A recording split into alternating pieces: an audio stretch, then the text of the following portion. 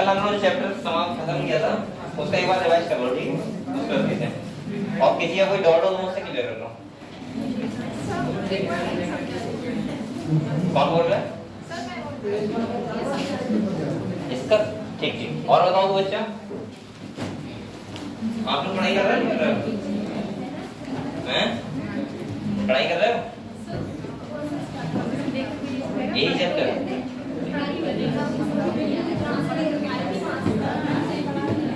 चलो और बताओ बेटा, किसी को डाउट हो तो?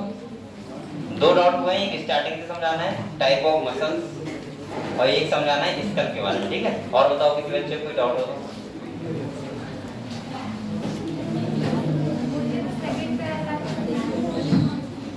सेकंड पैराग्राफ वही लोकोमोशन एंड मूवमेंट का। अरे वो तो स्टार्ट ही करूंगा अभी, वो तो लाने दो, कोई दिक्कत नहीं।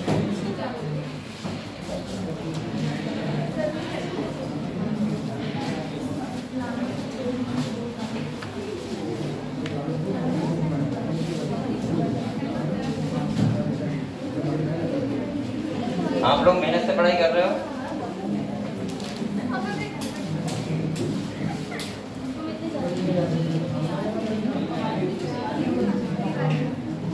बेटा ये बताओ, आप लोगों ने लोकोमोशन एंड मूवमेंट के क्वेश्चंस लगाए थे? किस किस बच्चे ने लगाए थे? हाथ खड़ा करना जरा, जिस बच्चे ने लगाए हैं। कितने बच्चे मेहनत से पढ़ाई कर रहे हैं बताओ? मैं सोच रहा था एक आध बच्चा ऐसा होगा जो हाथ नीचे रखेगा, सारे बच्चे के हाथ नीचे हैं। ऐसा मत करो बेटा, आप धोखा दे रहे हो। किसे? मुझे। आप लोग ये बताओ, क्वेश्चंस क्यों नहीं लगा रहे हो? हैं? क्या करना पड़ेगा क्वेश्चन लगाने के लिए? मुझे क्या 90 का व्रत रखना पड़ेगा जिससे आप लोग क्वेश्चन लगाने लगो?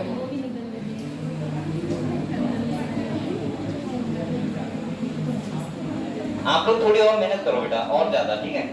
ऐसे काम नहीं चलेगा। जब तक आप लोग मेहनत नहीं करोगे तब तक फिर मुझे मजा नहीं आएगा पढ़ाते हुए। चलो आप एक बार बताओ, अभी जो बच्चे हैं उनके दो बच्चों के डाउट हैं लोकोमोशन एंड मूवमेंट में। एक कह रहा है कि सर थोड़ा स्टार्टिंग बता दीजिए। देखो मैंने क्या बताया था, समझो। जब हमने locomotion and movement chapter start किया था तो मैंने बताया था लोकोमोशन और मूवमेंट में दोनों में डिफरेंस होता है। क्या होता है बेटा? डिफरेंस होता है। मैंने आप लोगों से ये कहा था, मूवमेंट का मतलब होता है जो अभी आप कर रहे हो, ठीक है? यहाँ बैठे बैठे मूवमेंट ही कर रहे हो। और लोकोमोशन का मतलब क्या होता है? प्लेस चेंज करना, ठीक है? मैंने ये बोला था all locomotion are movement but are movements are not locomotion. मैंने कहा था लोकोमोशन या मूवमेंट करने के लिए जो इन्वॉल्वमेंट होता है बेसिकली वो होता है मसल्स का या फिर बोन्स का। किसका होता है? सही है, ये होता है। तो हम लोगों ने देखा था टाइप ऑफ मसल्स। क्या पढ़ा था?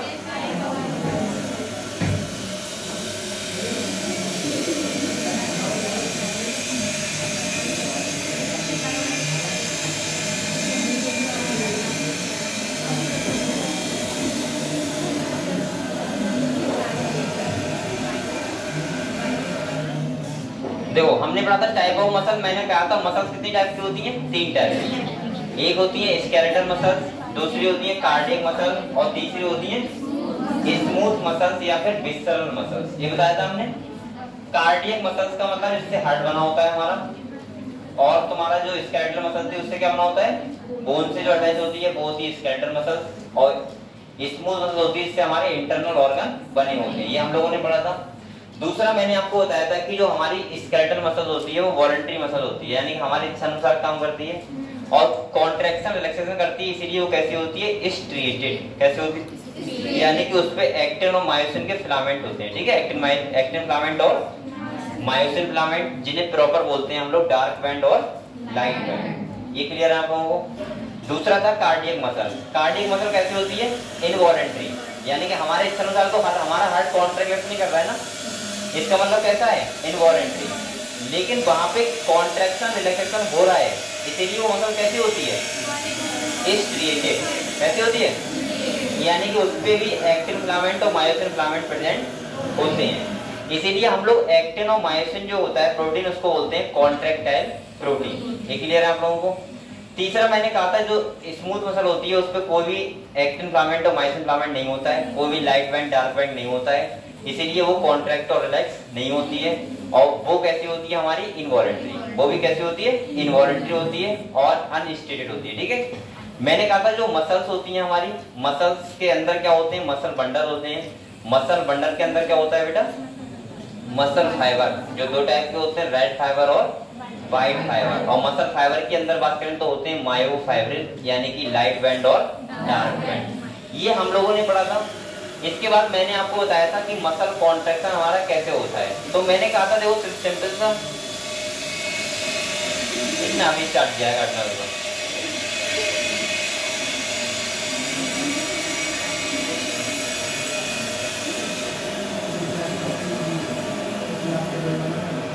अब देखो मैंने कहा था यहाँ पे कि मसल कॉन्ट्रैक्शन जो होता है उसकी मैकेनिज्म क्या होती है। तो मैंने कहा था यहाँ पे वर्क करता है sliding filament theory. Sliding filament का थ्योरी का मतलब है स्लाइड करवाना। क्या करवाना? तो आपको पता है बेटा मायोसिन का जो हेड होता है वो एक्टिन प्रोटीन से बाइंड होता है, और बाइंड होता है तो एक्टिन प्रोटीन क्या करवाता है, स्लाइड। सही है, यानी कि मायोसिन फिलामेंट थिक होता है और एक्टिन फिलामेंट क्या होता है, थिन। मैं बोल सकता हूँ थिक फिलामेंट किसके ऊपर ओवरलैप करता है, थिन फिलामेंट के ऊपर। ये क्लियर है आप लोगों को। इसके बाद मैंने कहा था यहाँ पे एटीपी खर्च होते हैं। सबसे पहले होता क्या है, हमारे ब्रेन से एक सिग्नल आता है और वो कैसा सिग्नल होता है, मोटर नर्व के द्वारा आता है। और आने के बाद वो कहाँ पे आता है, हमारे मोटर एंड प्लेट यानी कि न्यूरोमस्कुलर जंक्शन पे आता है। वहां पे न्यूरोट्रांसमीटर रिलीज होता है जो एक्शन पोटेंशियल जनरेट करता है सार्कोलेमा पे। और जब एक्शन पोटेंशियल जनरेट होगा सार्कोलेमा पे तो वहां पे सार्कोप्लाज्मिक रेटिकुलम से रिलीज होंगे कैल्शियम आयन। क्या होंगे? और कैल्शियम आयन जो बाइंड होंगे वो होंगे ट्रोपोनिन से। और ट्रोपोनिन क्या होगा, हट जाएगा, जो काम कर रहा था मास्किंग का हट जाएगा। तो वहां पे मायोसिन का हेड फिट हो जाएगा किस, कहां पे, जहां पे ट्रोपोनिन था, हो जाएगा और उसको स्लाइड करवाएगा। तो आप लोग बताओ क्या डार्क बैंड का साइज जो होगा वो डिक्रीज नहीं होगा, यानी कि एक्टिन फिलामेंट अंदर की तरफ स्लाइड करेगा। और जब स्लाइड करेगा तो मैं ऐसे बोल सकता हूँ कि सार्कोमियर की लेंथ क्या हो जाएगी, डिक्रीज। सार्कोमियर का मतलब होता है कि लाइट बैंड की मिडिल लाइन को बोलते हैं जेड लाइन और दो जेड लाइन की डिस्टेंस को बोलते हैं सार्कोमियर। जब सार्कोमियर की लेंथ डिक्रीज होती है तो मैं बोल सकता हूँ कि मसल्स की लेंथ डिक्रीज होती है। और मसल्स की लेंथ डिक्रीज होती है इसका मतलब क्या होता है, मसल कॉन्ट्रैक्शन। बस यही तो होता है। इसके बाद जो क्रॉस ब्रिज यानी कि बना था, जो हेड फिट हुआ था, वो ब्रेक डाउन हो जाता है। और ब्रेक डाउन हो जाएगा तो हमारी मसल्स फिर से वैसी हो जाएंगी रिलैक्स पोजीशन में। समझ गए? तो यहाँ पे एटीपी खर्च होता है। बस ये क्या था, तुम्हारा मसल कॉन्ट्रैक्शन था। इसके बाद हम लोगों ने पढ़ा था स्केलेटल सिस्टम, जहां मैंने कहा था दो पार्ट में डिवाइड होता है, एक होता है एक्सियल और एक होता है अपेंडिकुलर। हमने बताया था एक्सियल में 80 बोन होती हैं और अपेंडिकुलर में कितनी होती हैं, 126। ठीक है, एक्सियल में तुम्हारा स्कल आएगा, इसके बाद तुम्हारा स्टर्नम आएगा, रिब्स आएगा और हाइवाइड बोन आएगी। ठीक है, इसके बाद अपेंडिकुलर में तुम्हारी लिम्ब बोन आएंगी और आएंगी गर्डल बोन। गर्डल में आता है तुम्हारा पेक्टोरल गर्डल और पेल्विक गर्डल। और लिम्ब बोन हमारी 30, 30, 60 और 60, 120 होती है।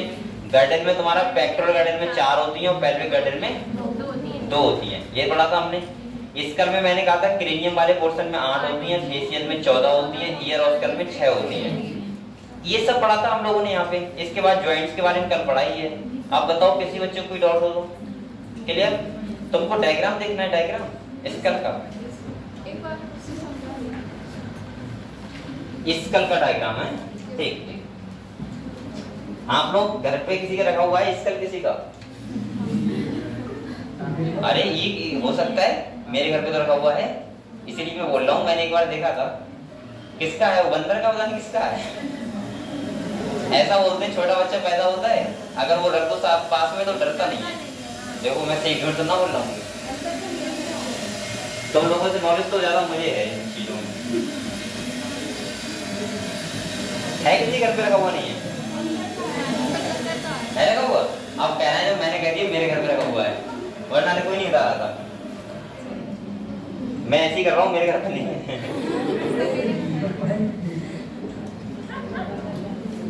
बेटा यहाँ पे देखो,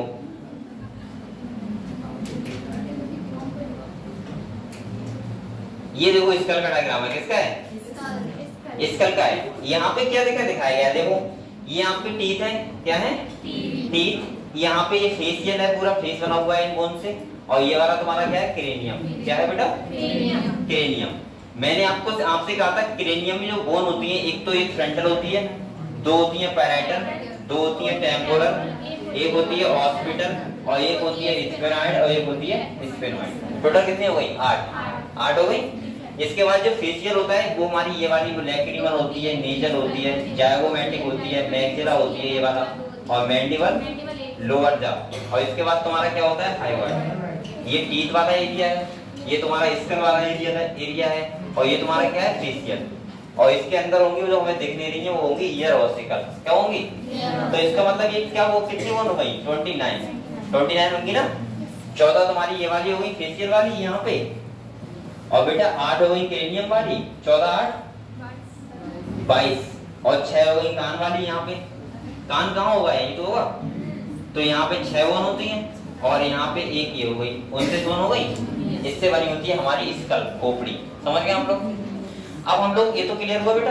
अभी किसी को डाउट है इस चैप्टर में, बताओ किसी बच्चे को डाउट हो तो। बैंड के बारे में, जॉइंट्स के बारे में। कल मैंने कहा था जॉइंट 3 टाइप के होते हैं। एक होते हैं तुम्हारे, हाँ लास्ट वाले में, चलो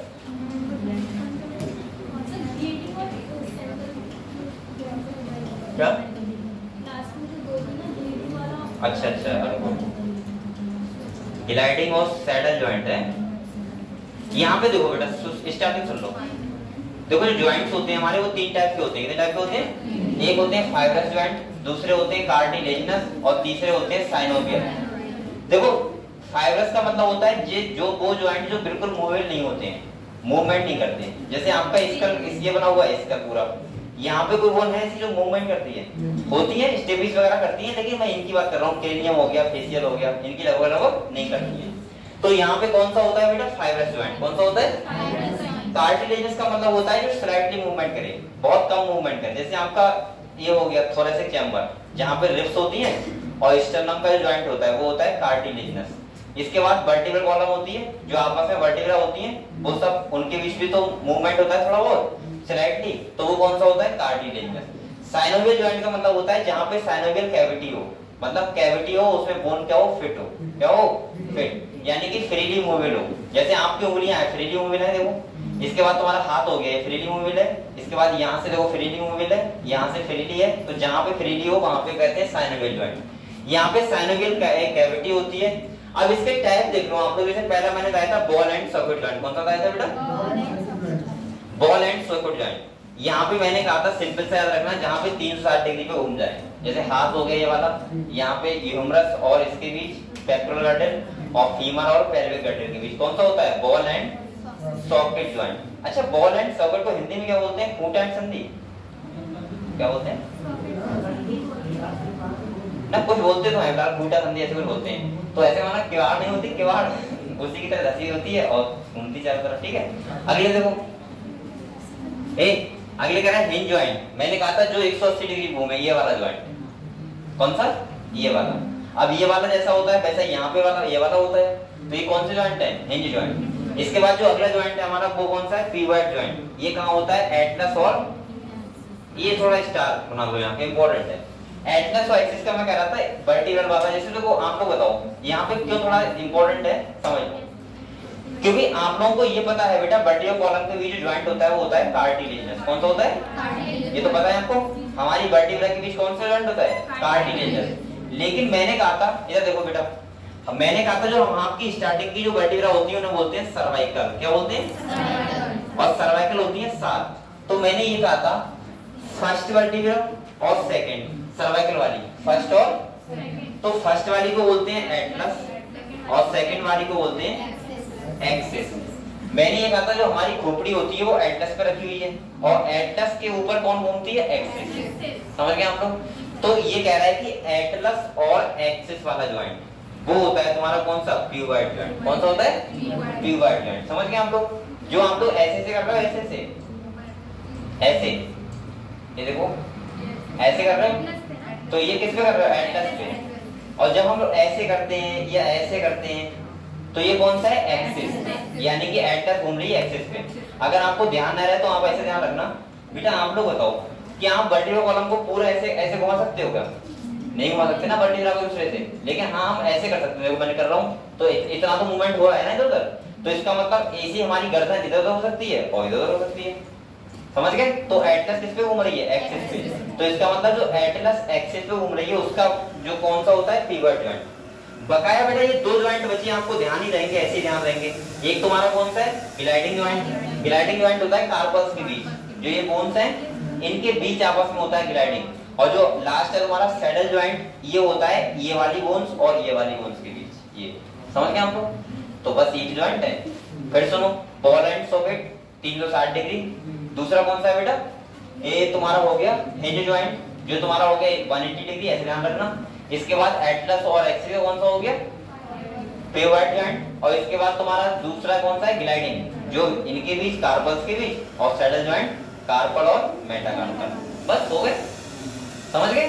और बताया कोई और तुम्हें जो जॉइंट की बताया उसे याद मत रखना, क्वेश्चन यहीं से आएगा खाली, ठीक है। अब आप लोग बताओ इसके अलावा और किसी को जॉइंट बचा इस चैप्टर में, लोकोमोशन एंड मूवमेंट में बताओ किसी बच्चे को जॉइंट सॉरी किसी को जॉइंट बता दो। अब कुछ कह रहे हैं मुझे पढ़ना ही नहीं है, मैं क्यों पूछूं बेटा, बताओ। इसके बाद हम लोग नए चैप्टर स्टार्ट करेंगे, कौन सा करें स्टार्ट कर,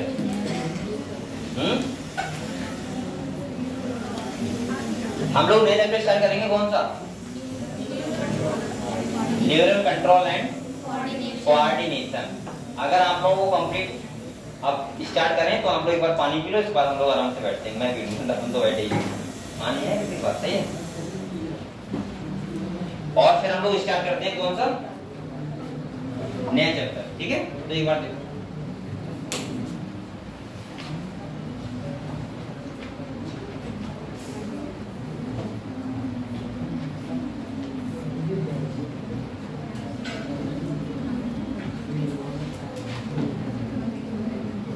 अगर यहाँ पे एसी लग जाए तो बच्चों की संख्या अपने आप बढ़ जाएगी है। कुछ बच्चे तो ऐसे आएंगे चलो 3 घंटा बैठ ही लेंगे एसी में, क्या दिक्कत है।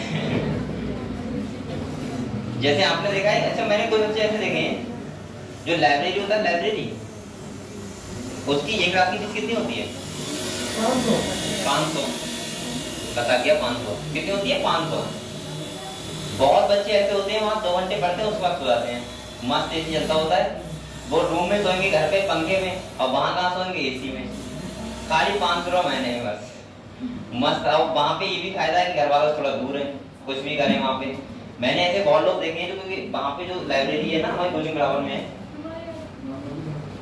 वहां पे 10-11 बजे के टाइम जब मैं गया हूँ कभी ना कभी, तो वहां बच्चे बात करते हुए मुझे मिले फोन से बाहर। उनका फायदा हो जाता है, घर वालों से दूर रहते हैं।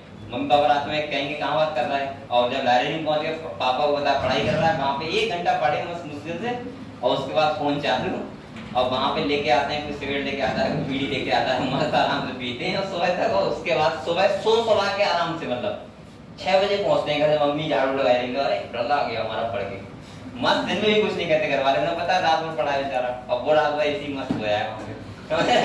तो ये एक कैसा उदाहरण है कि सबसे अच्छी जो पढ़ाई होती है वो हमारी होती है पेरेंट्स के सामने।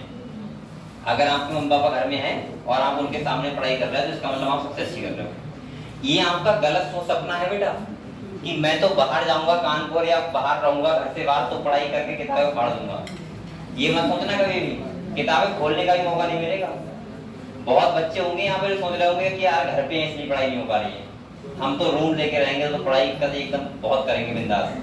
अगर रूम लेके रहोगे 24 घंटे मन में रहेगा कि आज चावल खत्म हो गया, आज तेल खत्म हो गया, तेल खत्म हो गया आ गया तो हल्दी खत्म हो गई, समझ रहे, और सब कुछ है तो रुपए खत्म हो गए। तो इसका मतलब कुछ ना कुछ खत्म होता ही रहता है रूम को, और वो टेंशन पढ़ाई की कम रहती है, इन चीजों की ज्यादा रहती है, समझ रहे हो। तो इसीलिए मेन चीज है कि आप लोग अभी पेरेंट्स के सामने हो और पढ़ाई करो मेहनत से, ये टाइम आपका पढ़ाई करने का। हम लोग चैप्टर स्टार्ट करेंगे आज बेटा, वो कौन सा है, न्यूरल कंट्रोल एंड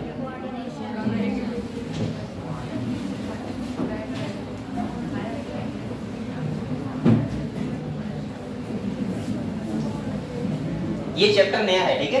यहाँ पे समझते हैं हम लोग। अभी तक हम लोग डाइजेशन पढ़ चुके हैं, breathing and exchange of gas पढ़ चुके हैं, सर्कुलेशन पढ़ चुके हैं, और लोकोमोशन एंड मूवमेंट पढ़ चुके हैं। ये चैप्टर हमारा नया स्टार्ट हो रहा है जिसका नाम क्या है, neural control and coordination.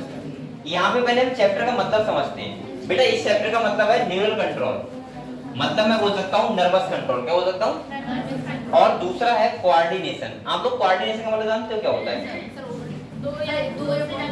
Coordination का मतलब होता है जब दो या दो पार्ट या दो सिस्टम कोई साथ में एक साथ कोई सेम फंक्शन करते हैं, उसको बोलते हैं कोऑर्डिनेटेड मैनर। जैसे आपको खाना नहीं मिला तो आप कोचिंग नहीं आओगे, तो ये कौन सा मेथड हो गया? Coordinate manner. जब आप नहीं आओगे तो मैं नहीं आऊंगा, तो ये कौन सा मैनर है? Coordinate manner. कोऑर्डिनेशन का मतलब होता है जब एक काम होकर तुरंत दूसरा काम हो, और पहला काम नहीं होगा दूसरा काम भी नहीं होगा, वो मैनर कौन सा होता है? कोऑर्डिनेट। अब हम लोग समझते हैं पहले तो ये कि न्यूरल कंट्रोल यहाँ पे लिखा हुआ है, तो कंट्रोल क्या होता है? तो अगर मैं बात करूं बेटा, हमारा जो पूरा कंट्रोलिंग सिस्टम है बॉडी का, क्या है? कंट्रोलिंग सिस्टम है जो हमारी बॉडी का, वो हमारी बॉडी को कंट्रोल दो पार्ट कर रहे हैं, यानी दो सिस्टम कर रहे हैं हमारी बॉडी में। कितने सिस्टम कर रहे हैं? दो। एक को हम लोग बोलते हैं एंडोक्राइन सिस्टम। क्या बोलते हैं बेटा? Endocrine system. और दूसरे को बोलते हैं नर्वस सिस्टम। आप लोग अभी ध्यान से समझो खाली, ठीक है? क्योंकि ये चैप्टर आपको ये तो समझ में आता है कि हार्मोन्स के बारे में पढ़ना है, ये चैप्टर बच्चों को समझ में आता है किसके बारे में पढ़ना है, सही है? ये पता है कि ब्रेन उसमें आएगा, दिमाग आएगा, लेकिन बहुत चीजें आएंगी, ठीक है? समझो पहले ये नर्वस सिस्टम जो एंडोक्राइन सिस्टम होता है, इसमें जो ये किसके द्वारा होता है? तो वो होता है बेटा हार्मोन्स द्वारा। किसके द्वारा होता है? हार्मोन्स के द्वारा। और ये जो होता है वो होता है न्यूरॉन्स के द्वारा। अब देखो क्या है इन दोनों में डिफरेंस क्या है, और ये दोनों कैसे करके काम करते हैं हमारी बॉडी में। देखो आप लोगों को पता है बेटा, अच्छा आप लोगों को अब बताने की जरूरत नहीं है कि हार्मोन्स क्या होते हैं, एंजाइम क्या होते हैं। बहुत बच्चे कंफ्यूज रहते हैं कि हार्मोन्स और एंजाइम में क्या डिफरेंस होते हैं। तो आपको पता है ये तो कि एंजाइम वो होते हैं जो केमिकल रिएक्शन करवाते हैं, उनका बात बिल्कुल अलग है। जैसे फूड का डाइजेशन करवाना है तो एंजाइम करवाएंगे, फोटोसिंथेसिस करवाना है तो कौन करवाएंगे? एंजाइम करवाएंगे। कोई भी रिएक्शन करवाएंगे वो कौन करवाएगा? एंजाइम। सही है, हम लोग पढ़ चुके बायो मॉलिक्यूल्स में। यहाँ पे बात करेंगे अगर हार्मोन्स की, तो हार्मोन्स और एंजाइम में बहुत बड़े डिफरेंसेस होते हैं। एंजाइम बिल्कुल अलग है और हार्मोन्स बिल्कुल अलग हैं। आपको ये भी पता होगा कि जो एंजाइम होते हैं उनका सीक्रेशन होता है एक्सोक्राइन ग्लैंड से, और जो हार्मोन होते हैं उनका सीक्रेशन किससे होता है? एंडोक्राइन ग्लैंड से। यहाँ पे कोई चल सकता है एक्सोक्राइन ग्लैंड और हार्मोन वो एंडोक्राइन ग्लैंड में डिफरेंस क्या होता है? कोई एक डिफरेंस? हाँ ठीक है, एक्सोक्राइन जो ग्लैंड होती है उनमें डक्ट क्या होती है? प्रेजेंट होती है, और जो एंडोक्राइन ग्लैंड होती है उसमें डक्ट क्या होती है? एब्सेंट होती है। डक्ट का मतलब सिंपल सा होता है बेटा वो वेसल्स जो किसी चीज के सीक्रेशन को लेके आती है। दूसरी बात आप ऐसे समझ सकते हो कि जो एंजाइम होते हैं वो हमेशा टारगेट पे छोड़े जाते हैं। टारगेट का मतलब है जहां पे उनका काम होगा वहां पे। और जो हार्मोन्स होते हैं वो कहाँ छोड़े जाते हैं? ब्रेन में। कहाँ छोड़े जाते हैं? अगर मान लिया हमारे ब्रेन में पिट्यूटरी ग्लैंड है और उसका वर्क कहाँ पे है बेटा? थाइमस पे आके है मान लिया, तो ऐसा नहीं कि थाइमस पे आके सीक्रेशन होगा, नहीं, पिट्यूटरी ग्लैंड वहीं पे क्या करेगी? ब्रेन में सीक्रेशन छोड़ देगी, और उसके बाद वो आके जो रिसेप्टर लगे होते हैं उसके स्पेसिफिक, और वो रिसेप्टर उसी को क्या कर लेंगे? रिसीव कर लेंगे हार्मोन्स को, ठीक है? तो इसका मतलब ये है कि पहला कि जो एक्सोक्राइन ग्लैंड होती हैं वो कैसी होती हैं? डक्ट वाली होती हैं, और जो एंडोक्राइन ग्लैंड होती हैं वो क्या होती हैं? डक्ट लेस होती हैं। इसका मतलब सिंपल सा ये है कि एंजाइम जो होते हैं वो हमेशा कहाँ छोड़े जाते हैं? टारगेट पे। और जो हार्मोन्स होते हैं वो कहाँ छोड़े जाते हैं? ब्लड में। कहाँ छोड़े जाते हैं? इसका मतलब ये भी समझ में आता है, एक डिफरेंस और क्रिएट हो जाता है कि जो एक्सोक्राइन ग्लैंड होती हैं उनके लिए रिसेप्टर नहीं होते हैं, और एंडोक्राइन ग्लैंड होती हैं उनके लिए क्या होते हैं? रिसेप्टर। समझ गए आप लोग? ये समझ गए इतना पोर्शन? ठीक है। अगर हम कंट्रोलिंग सिस्टम की बात करें तो सिंपल भाषा में समझो, देखो कंट्रोलिंग का मतलब ये होता है कि अगर आपका मान लिया एंडोक्राइन सिस्टम बेकार हो गया, ऐसे समझो, मान लो, वैसे होगा नहीं, हो जाए मान लिया, तो क्या होगा? सिंपल सा इतना होगा, आप देख पाओगे, आप लोग समझ पाओगे। लेकिन अगर आपको डर लग रहा है तो आपको डर नहीं लगेगा, आपको खुशी हो रही है आपको खुशी नहीं होगी। मतलब ऐसे हो है, वही वाला कंडीशन होती है। यहाँ पे मैं बोल सकता हूँ कि आपके अंदर कोई चेंजेस नहीं आएगा बॉडी के, बस ऐसे वो जैसे कोमा में नहीं होता, देख रहे हैं बस। क्योंकि बेटा जितने भी बॉडी में चेंजेस लेके आता है वो कौन लेके आता है? हार्मोन। कौन लेके आता है? इसका काम होता है, नर्वस सिस्टम का काम सिंपल सा इतना होता है कि चीजों को पहुंचाना, मतलब बाय इंपल्स। जैसे आपके बॉडी के अंदर पूरा जाल बना हुआ है जो हमको दिख नहीं रहा, किसका? न्यूरॉन्स का, नर्व्स का। पूरे बॉडी में क्या बना हुआ है? जाल। अगर मैं आपको एक डायग्राम दिखाऊं तो यहाँ पे आप लोग देख सकते हो आराम से। चैप्टर को समझने के लिए पहले आप लोग ये चीजें देखो।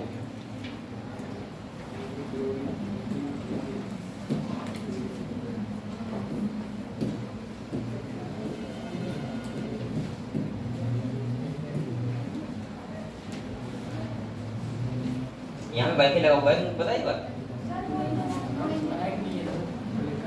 क्या आ रहा है? कनेक्ट तो नहीं है आज ही मैंने वाईफाई की बात करी, आज ही कनेक्ट नहीं है। कैसे होगा ये? मोबाइल तरह सिस्टम नहीं है इसमें?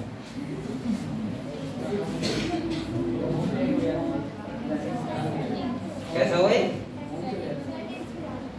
सेटिंग जाके होम पे हो जाती है। रुको, ऊपर है वो। ये है तो कौन सा है?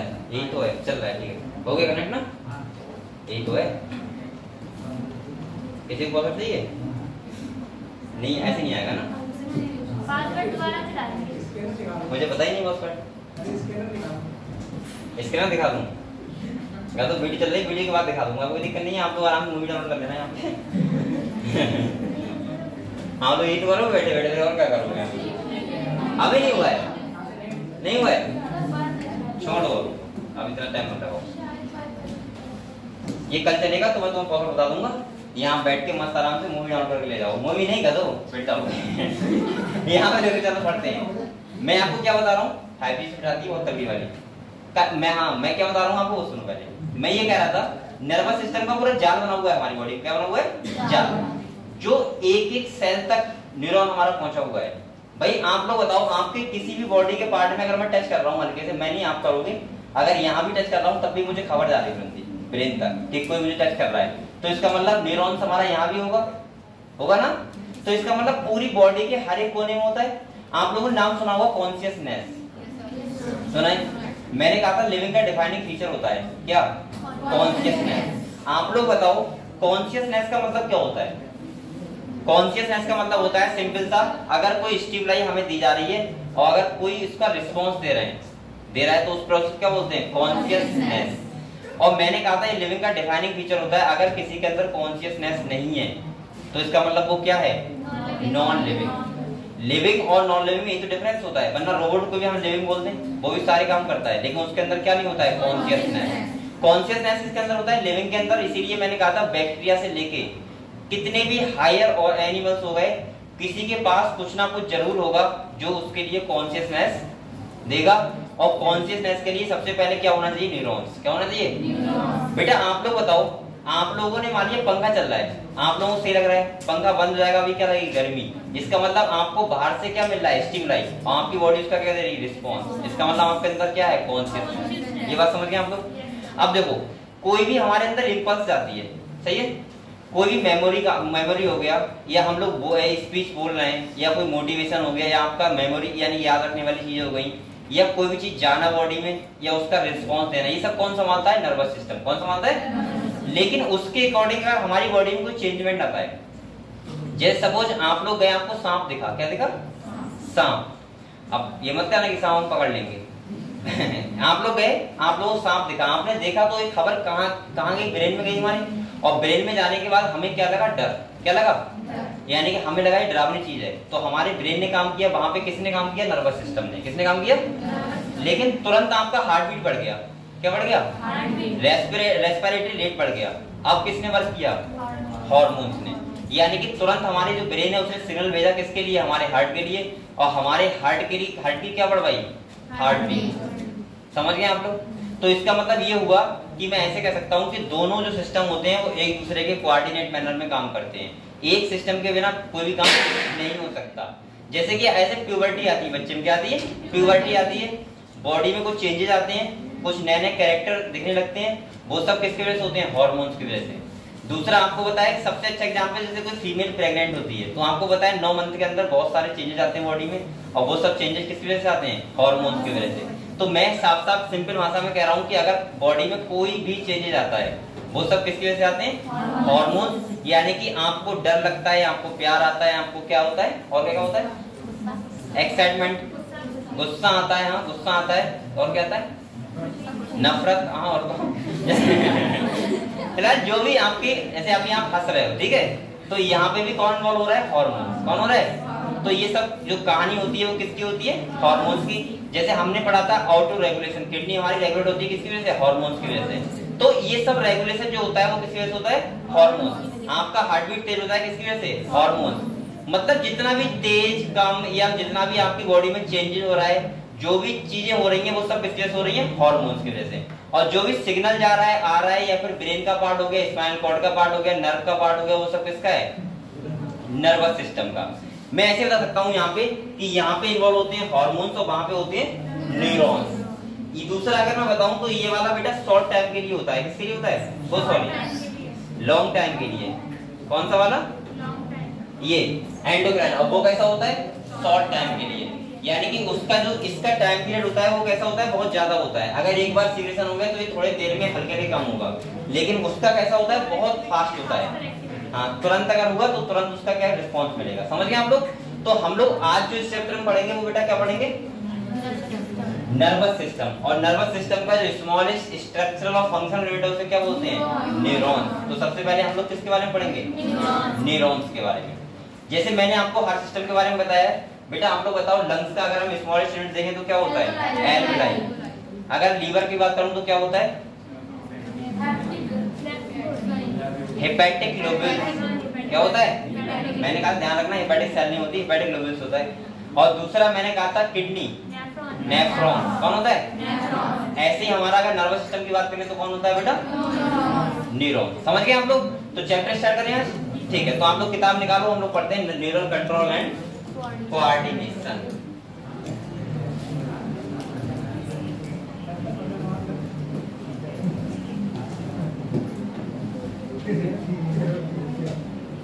देखो चैप्टर का नाम जो है वो है न्यूरल कंट्रोल एंड कोऑर्डिनेशन। हमारा बॉडी में नर्वस सिस्टम किस तरह से हमारी बॉडी को कंट्रोल करता है वो हम सब इस चैप्टर में पढ़ेंगे। ठीक है? और कोऑर्डिनेशन का मतलब है कैसे करके पूरा सिस्टम हमारा इन्वॉल्व होता है किसी काम को करने में। ठीक है? अभी मान लिया आप लोगों ने, मैं बहुत एग्जांपल आपको दे सकता हूँ। जैसे सपोज मानो आप लोगों ने देखा होगा कि अगर आपको कोई कहे स्पीच करो, सही स्पीच दो, सही है, कहीं पे जाके अब आपका क्या होगा? किसी बिना मतलब के आपका क्या होने लगेगा? हार्ट बीट तेज होने लगेगा। तो बताओ सबसे पहले आपने कानून सुना कि भाई ये बच्चा आ जाए। अब जैसे ही आपने कानून सुना तुरंत क्या हुआ? सिग्नल गया हमारे ब्रेन तक। ठीक है? अब आपने आंखों से देखा कि यार इतने लोग बैठे हैं, मुझे बोलना है यहाँ पे। आपका तुरंत क्या होगा? हार्मोन इन्वॉल्व होंगे और आपका हार्ट बीट क्या हो जाएगा? बढ़ जाएगा।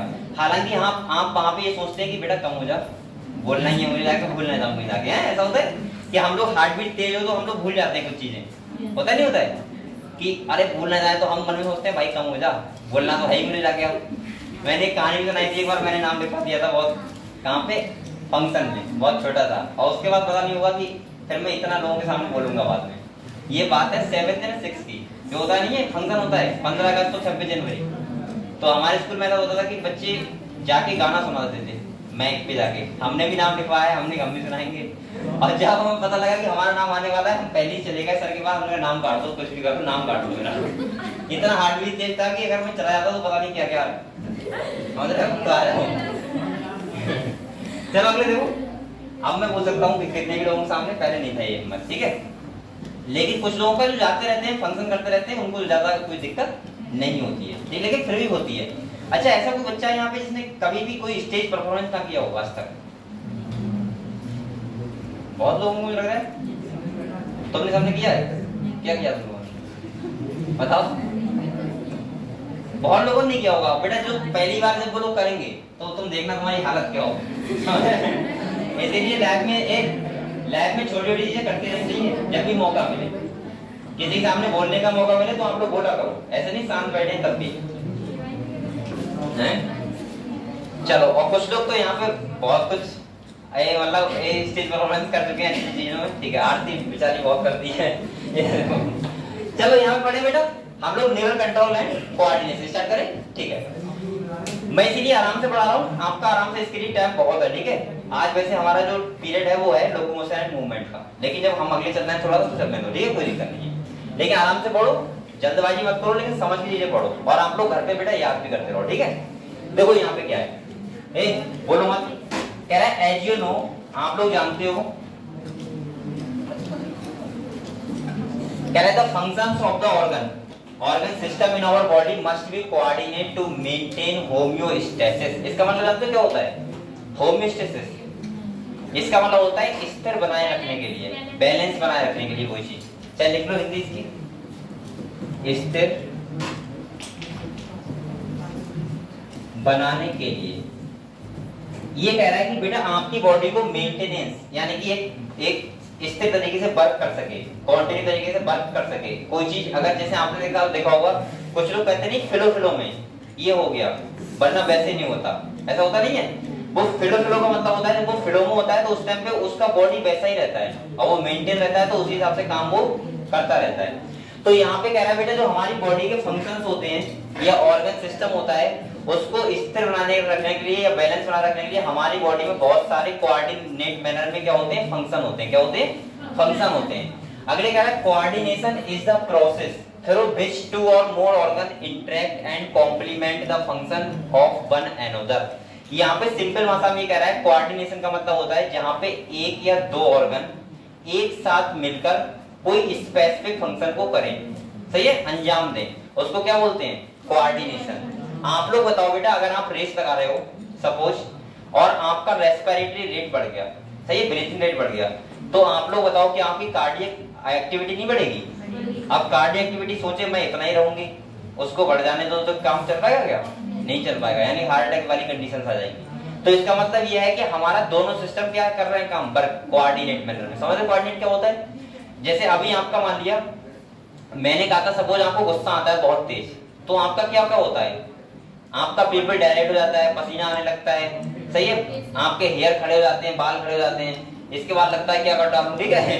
तो अब एक आपका उसके आपने देखा होगा ये काम यही नहीं होता, खाली आपका हार्ट बीट भी बढ़ जाता है और आपका साथ में थोड़ा सा कार्डियक आउटपुट और रेस्पिरेटरी रेट भी क्या होता है? बढ़ जाता है। तो ये सब किस फंक्शन में काम हो रहा है? कोऑर्डिनेट मैनर में। अगर सोचो ये सब काम आपका हो रहा है और साथ में हार्ट रेट ना बढ़े, हार्ट बीट ना बढ़े, कार्डियक आउटपुट ना बढ़े, तो क्या ये काम हो पाएंगे? नहीं हो पाएंगे और कंडीशन प्रॉब्लम हो जाएगी। तो इसका मतलब ये हुआ कि कोऑर्डिनेशन का मतलब होता है जब एक काम कोई हो और उसके लिए एक से ज्यादा ऑर्गन आपस में क्या हो? इंटरेक्शन रखें और साथ में कॉम्प्लीमेंट का मतलब होता है ऑर्डर दें एक दूसरे को। तो सिंपल सी भाषा में उसे क्या बोलते हैं? कोऑर्डिनेशन। क्या बोलते हैं? कोऑर्डिनेशन। अगले बेटा ये बोलो मत, बोल रहा है, बातें मत करो, समझो। इसके बाद कह रहा है फॉर एग्जांपल, यहाँ पे एग्जांपल में बताया कि where we do physical exercise. Simple सा मैंने बताया था अभी कि जब आप कोई एक्सरसाइज करते हो तो यहाँ पे कह रहा है the energy demand is increase. आपकी एनर्जी डिमांड क्या हो जाती है? बढ़ जाती है। और जब एनर्जी डिमांड बढ़ेगी तो इसका मतलब ये हुआ कि हमारी बॉडी में ऑक्सीजन भी जल्दी जानी चाहिए सेल में, भाई जल्दी जल्दी जाना चाहिए ना सेल में ऑक्सीजन, तभी तो ऑक्सीडेशन होगा फूड का। तो इसका मतलब हमारा क्या बढ़ना चाहिए? Heart beat. साथ में हमारा रेस्पिरेटरी रेट भी बढ़ना चाहिए। अब ऐसा तो नहीं हार्ट बीट बढ़ गया आपका रेस्पिरेटरी रेट बढ़ ही नहीं रहा है, तो क्या फायदा फिर? तो इसका मतलब ऑक्सीजन आपको तेजी से लेना भी पड़ेगी और जल्दी जल्दी जाना भी पड़ेगी। तो दोनों ऑर्गन क्या कर रहे हैं? साथ में काम कर रहे हैं, ठीक है। तो कह रहा है for maintaining and increase muscular activity the supply of oxygen is also increase, यानी कि सप्लाई ऑफ ऑक्सीजन क्या हो जाती है बेटा? बढ़ जाती है।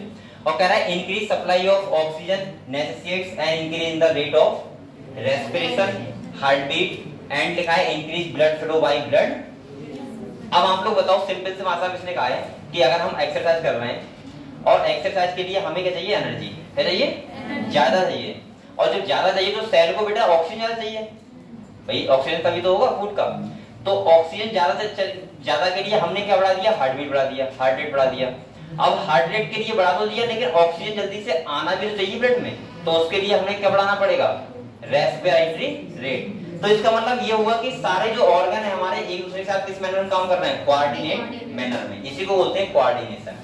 अगले देखो कह रहा है बेटा एक कह रहा है when a physical exercise is stop, और हम क्या कर दें? बंद कर दें। तो हल्के हल्के हमारा जो भी बड़ा था वो सब क्या होने लगेगा? कम होने लगेगा, हम लोग रिलैक्स पोजीशन में आ जाएंगे।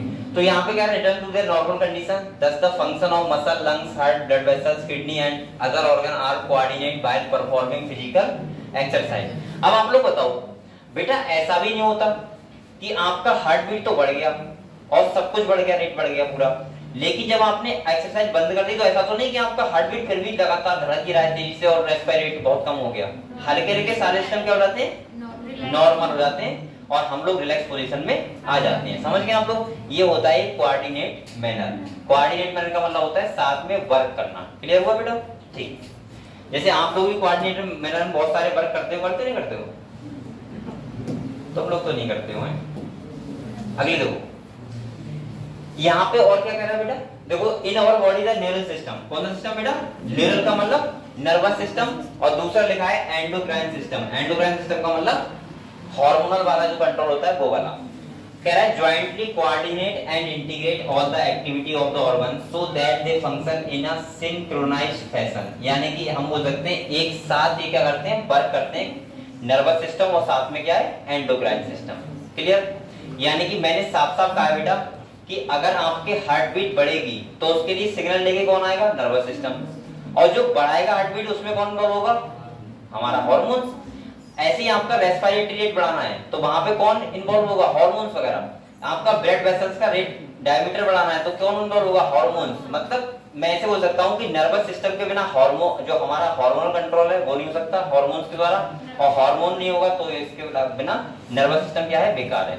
मतलब दोनों वर्क क्या करते हैं? कोऑर्डिनेट मैनर में। क्लियर हुआ बेटा यहाँ तक? ठीक है।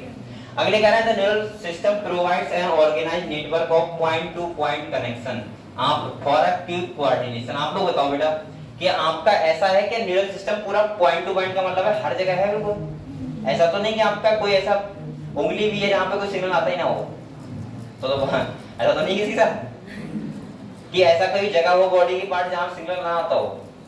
सब जगह आता है। तो इसका मतलब कैसा है? Point to point. मतलब पूरी बॉडी में क्या है? नर्वस सिस्टम का जाल है। कह रहा है the endocrine system provides chemical integration through hormones. और यहाँ पे कह रहा है एंडोक्राइन सिस्टम जो हमें देता है वो क्या देता है? केमिकल। यानी कि केमिकल क्या है? हार्मोन्स। और वो क्या करता है? यानी कि हमारी बॉडी को कंट्रोल करता है। अगले कह रहा है in this chapter we will learn about the neural system of human, mechanism of neural coordination like transmission of nerve impulse conduction across a synapse. यहाँ पे ये कह रहा है कि हम इस चैप्टर में पढ़ेंगे कि न्यूरॉन क्या होता है, नर्व इंपल्स का कंडक्शन कैसे होता है, और कैसे करके साइनेप्स का मतलब होता है एक न्यूरॉन से दूसरे न्यूरॉन में इंपल्स का ट्रांसफर होना। तो ये सब इस चैप्टर में पढ़ेंगे कैसे करके खबर जाती है। अच्छा, आप लोग लगता है कि खबर जाती है? अभी तक तो नहीं लगता होगा, अब पढ़ रहे हैं तो समझ में आ रहा है कि जा रही है खबर है। वैसे अगर सोचो तो अगर मैं अपने आप को यहाँ टच कर रहा हूँ तो मुझे लग रहा है यार मैं कर रहा हूँ तो मुझे पता नहीं लगेगा, लेकिन यहाँ से इंपल्स जा रही है। समझ रहे हो हम लोग? और कहाँ जा रही है? ऐसे गई हुई हमारी ब्रेन तक। और कितना फास्ट जा रही है सोचो कि 1 सेकंड भी नहीं लगता, मतलब समझने के लिए तुरंत कर जाता है। समझ रहे हो? बिल्कुल कितनी तेज जाता है इंपल्स, और इतनी तेज जाता है। ये वैसा ही सा होगा भाई, आप लोग यहाँ से अगर ये ऑन करोगे तुरंत चल जाएगी वो, तो यहाँ भी इलेक्ट्रिसिटी बहुत तेज जाती है।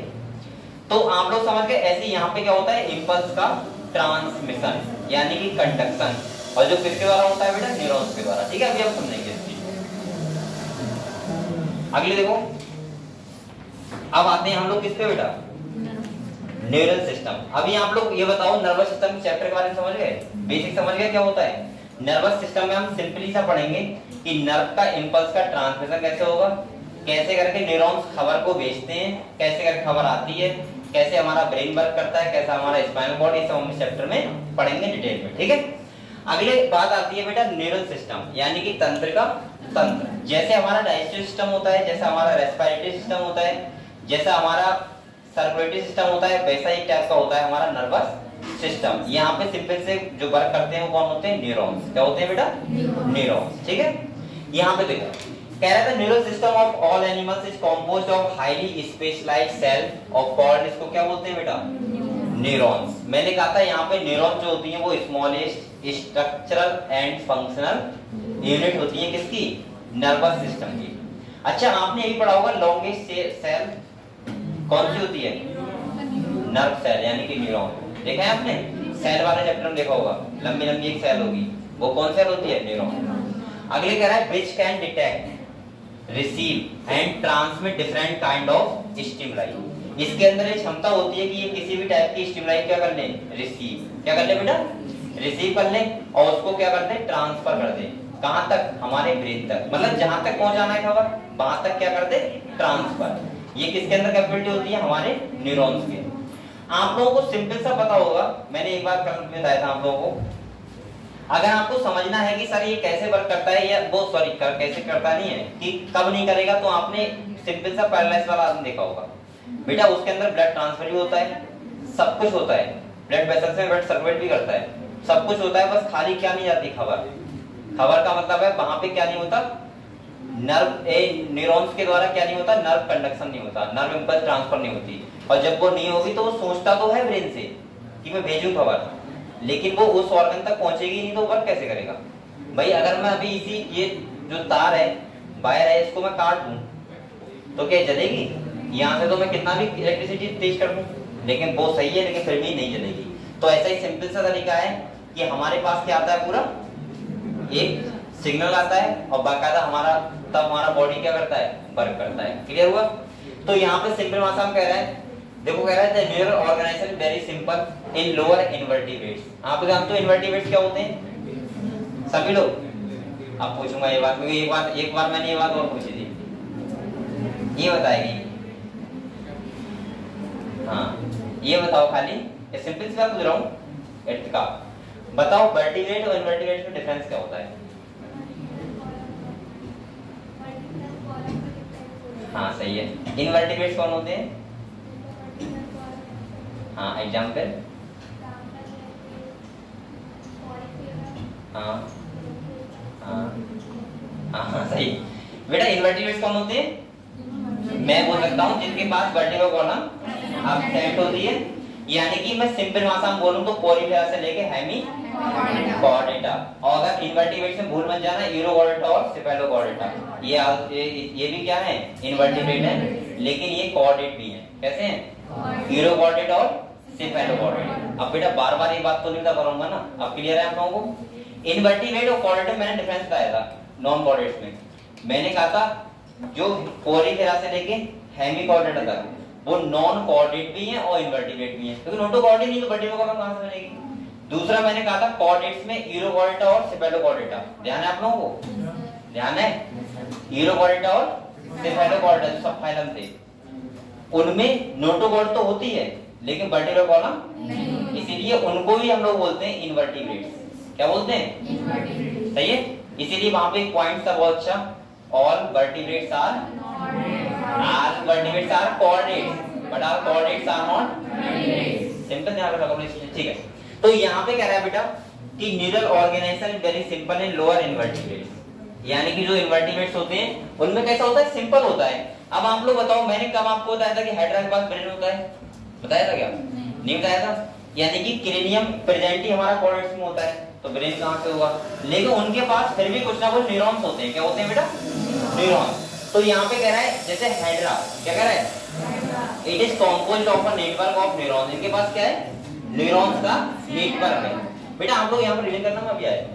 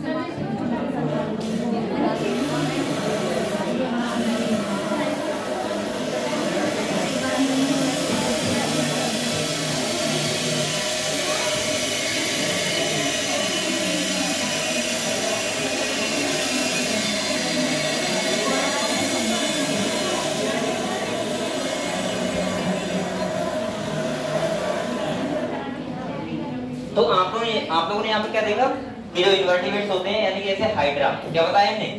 हाइड्रा के पास टोटल नर्वस सिस्टम तो नहीं होता है, लेकिन फिर भी न्यूरॉन्स वगैरह होते हैं। अगले बेटा देखो क्या कह रहा है, the neural system is better organised in insect. Insect में थोड़ा अच्छा होता है, और कह रहा है where a brain is present along with a number of bacteria and neural tissue. तो मैं ऐसे बोल सकता हूँ कि लेवल इंसेक्ट की जब जैसे जैसे हम बढ़ते जाते हैं, स्पंज हो गया। अच्छा स्पंज के बाद न्यूरॉन होते हैं क्या? कोई अच्छा बताएगा? स्पंज के पास तो उनमें कॉन्शियसनेस कहां से आती है? बताओ बताओ बच्चा। इस पद के बाद न्यूरॉन नहीं होते ना, तो उनके पास कॉन्शियसनेस कैसे होता आती है? कॉन्शियसनेस, यानी कि उनको सेंसिटिविटी कौन देता है सेल को? कौन सेल? एक तो होते हैं उनके पास कोइनोसाइट सेल, पता है इन्हें कौन सेल बोलते हैं? उनके पास एक टाइप के सेल और तो होते हैं, बोलते हैं पिनेकोसाइट सेल। क्या बोलते हैं? जो आपके इंसिडेंट जिक्र नहीं हुआ है उसका, लेकिन वो उसको क्या देते हैं? सेंसिटिविटी। सेंसिटिविटी का मतलब होता है उसे पता होता है कौन सा पानी गर्म है कौन सा पानी ठंडा है। समझ गए आप लोग? ठीक है। अगले कह रहे हैं vertebrates have a more developed neural system, यानी कि जो हमारा कौन होता है बेटा? कॉर्डेट्स, उनके पास एक वेल डेवलप क्या होता है? नर्वस सिस्टम होता है, नर्व कॉर्ड प्रेजेंट होता है, वहां पे brain, spinal cord, nerve, sensory nerve, motor nerve सारी क्या होती हैं? प्रेजेंट होती हैं। क्लियर है इतना? तो हम लोग सबसे पहले बात किसकी करेंगे बेटा? क्योंकि हम लोग पढ़ी क्या रहे हैं? Human physiology.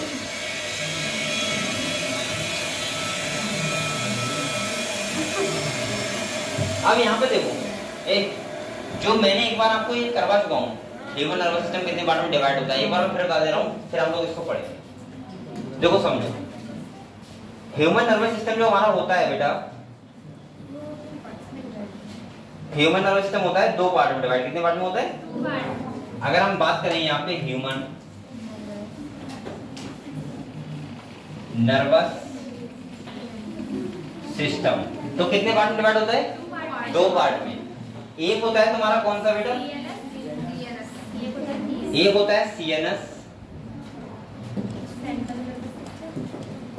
एक होता है तुम्हारा सीएनएस, जिसे क्या बोलते हैं? Central nervous system. ठीक है। और ये कौन सा होता है? पीएनएस, जिसे बोलते हैं पेरिफेरल नर्वस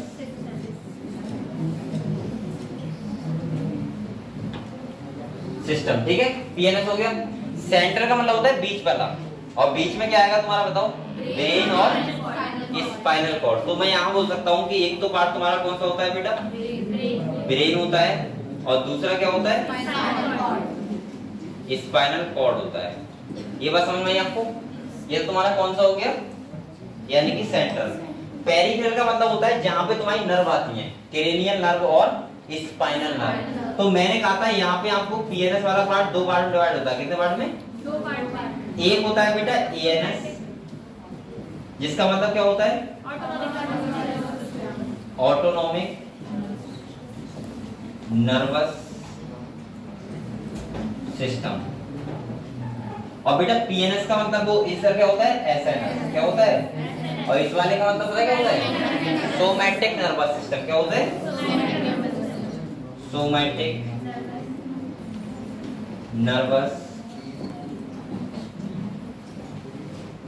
सिस्टम। मैंने ये भी कहा था जो ये वाला बॉडी, ये वाला पार्ट होता है, वो देखता है हमारे इनवॉलंटरी फंक्शन। कौन से फंक्शन बेटा? इनवॉलंटरी का मतलब क्या होता है सामने? इच्छा अनुसार। ये वाला देखता है इनवॉलंटरी फंक्शन।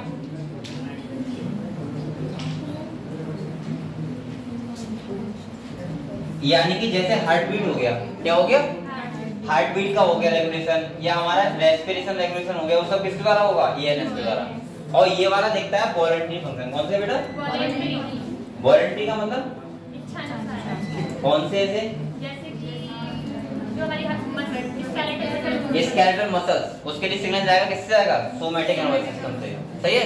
चाहे आप लोग लिख लो, यहाँ पे लिख देना, चाहे लिख सकते हो आप लोग। अरे रहने दो इतना। इधर देखो, अब इसको भी कितने पार्ट में डिवाइड किया है? इसको भी दो पार्ट में डिवाइड किया है। एक होता है बेटा एसएनएस, और एक होता है पीएसएनएस। बोलो मत बेटा, अगर जो बोलते हो मैंने देख लिया, तो उससे बेटा कहूंगा बनाओ यहाँ के, या तो आपको आता हो और नहीं आता है तो शांति सुना करो। एसएनएस का मतलब बताया था मैंने, सिंपैथेटिक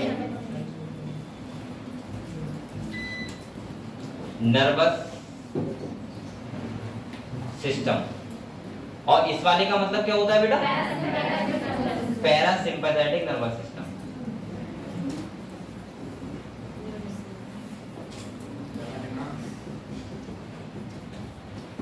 मैंने कहा था अगर जैसे हार्ट बीट है बेटा, क्या है, हार्ट बीट डिक्रीज करेगा तो कौन सा इन्वॉल्व होगा, ये वाला, और हार्ट बीट डिक्रीज करेगा तो कौन सा इन्वॉल्व होगा, PSNS। ठीक है, ऐसे हमारे अगर खबर जा रही है यहाँ पे, जैसे ये वाला जो अगर मैं लिख दे रहा हूँ कोई दिक्कत ना, स्केलेटल मसल्स किसको जाएगा,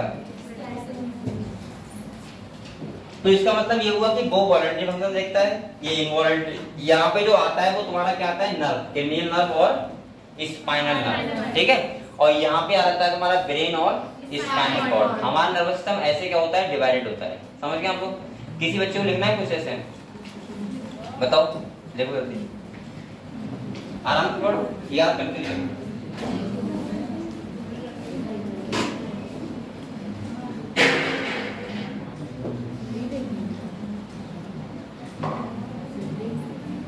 लिख लो, लिख लो, लिखा हुआ है,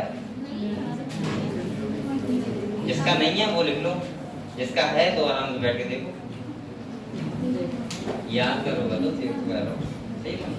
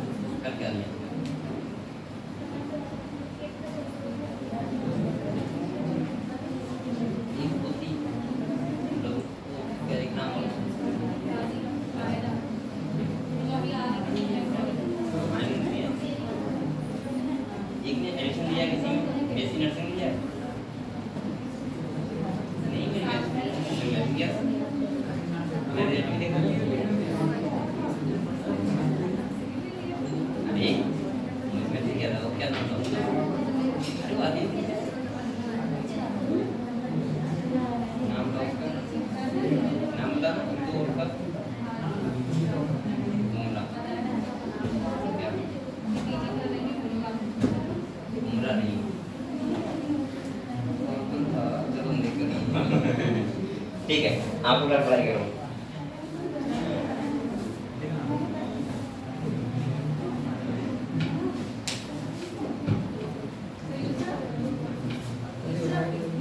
अभी देख बताओ,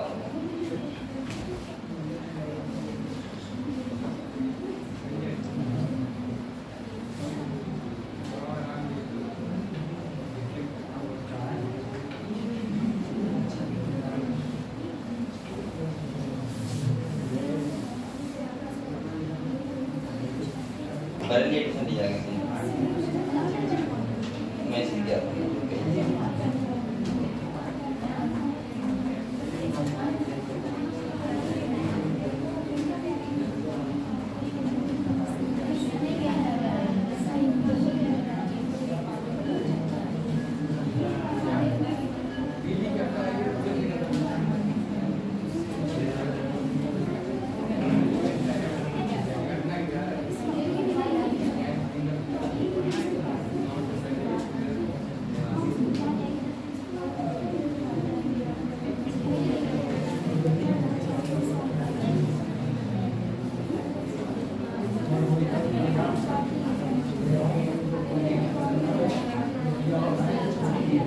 हामिया कौन है?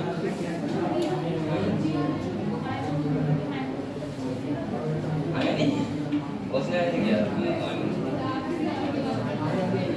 नहीं यहाँ थी। अच्छा बेटा बातें मत करो, बातें करनी नहीं, बुलाइए बना लो जल्दी से।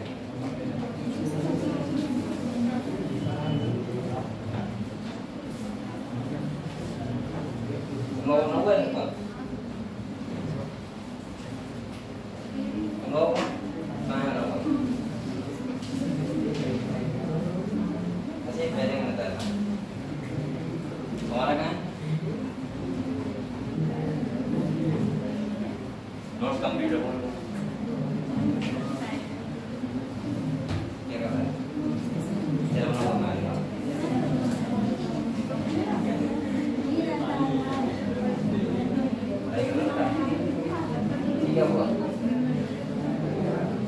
ये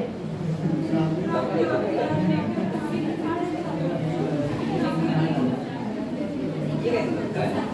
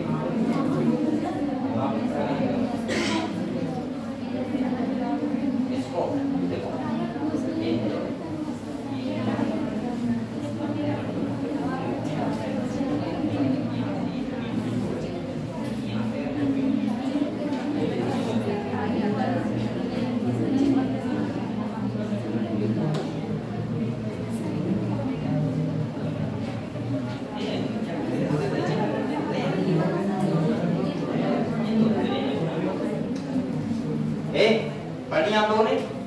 क्लियर है?